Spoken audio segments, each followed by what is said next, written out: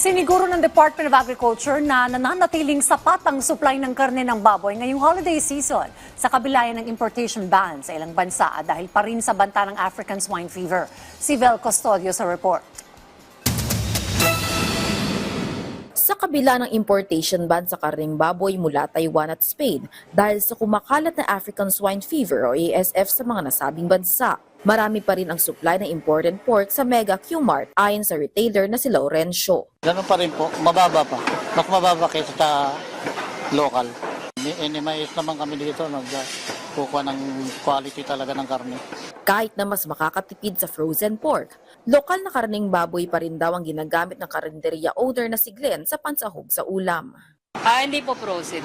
Local po. Bakit po? Kasi para mabilis maluto. Pero nag-a-adjust ba kayo ng presyo o hindi pa? Hindi pa po.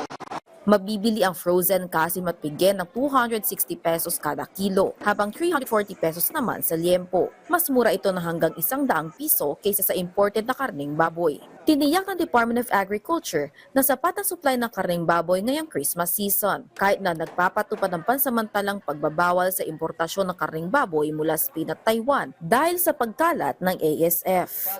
Sinabi ng DA na puno ang cold storage facilities ng mga frozen pork, kaya hindi magkakaroon ng shortage sa supply nito. Ayon sa ahensya, mahalaga ang hakbang na ito para protektahan ang multi-bilyong pisong industriya ng baboy sa bansa mula sa nakahahawang sakit.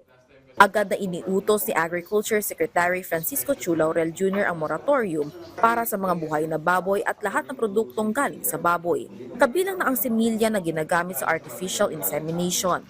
Samantala, kinumpirma ng Bureau of Animal Industry na PPR-free na ang Pilipinas.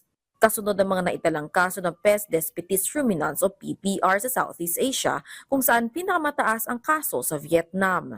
Sakit ito sa mga small ruminant, sa kambing at saka sa sheep at hindi ito nakakahawa sa tao. So, nag-iingat din tayo na makarating ito sa atin.